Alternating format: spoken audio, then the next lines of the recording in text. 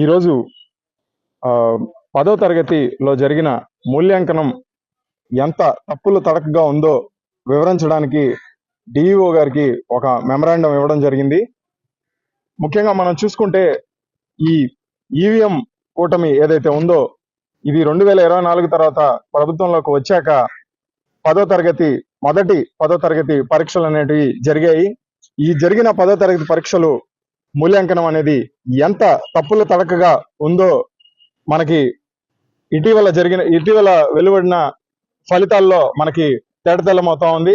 ఎందుకంటే సుమారు 6,15,000 మంది పదో తరగతి విద్యార్థులు పరీక్షలు రాయగా కేవలం 5 లక్షల మంది మాత్రమే ఉత్తీర్ణులయ్యారు. దీన్ని బట్టి చూస్తుంటే మనకి ఉత్తీర్ణత శాతం అనేది కూడా 5.5% తగ్గిందనేది మనం చూసుకోవచ్చు.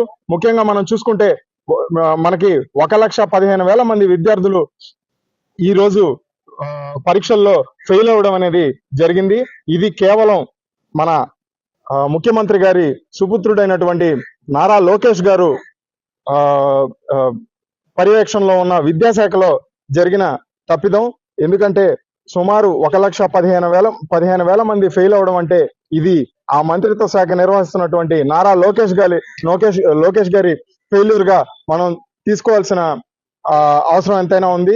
ఎందుకంటే ఈ రోజు మనం పూర్వం నుంచి చూసుకుంటే ఎస్ఎస్సి బోర్డు ఫలితాల్లో సుమారు 60% మంది రీవాల్యుయేషన్ కి అప్లై చేసుకోవడం అనేది ఇదే తొలిసారి. ఎందుకంటే మీకు ఉదాహరణకి చెప్తాను. ఒక విద్యార్థికి సోషల్ సబ్జెక్ట్ లో 21 మార్కులు రాగా రీవాల్యుయేషన్ అప్లై చేసిన తర్వాత 84 మార్కులు రావడం జరిగింది. అదే విధంగా ఇంకో విద్యార్థి మనకి సుమారు 18 పేజీలు అడిషనల్స్ అతను తీసుకొని ఎగ్జామ్ 14 పేజీలు అడిషనల్స్ అతను రాయగా కేవలం 8 పేజీల్లో మాత్రమే వాళ్ళు కరెక్షన్ చేయడం జరిగింది. కొరవ పేజీలు కరెక్షన్ ఎక్కడ చేయలేదు. దీన్ని బట్టి మనం చూస్తా ఉంటే ఇది కేవలం నారా లోకేష్ గారు ఉపాధ్యాయులు అలాగే కరెక్షన్ చేస్తున్న ఉపాధ్యాయుల మీద పెట్టిన ఒత్తిడిగా మనం చూడొచ్చు.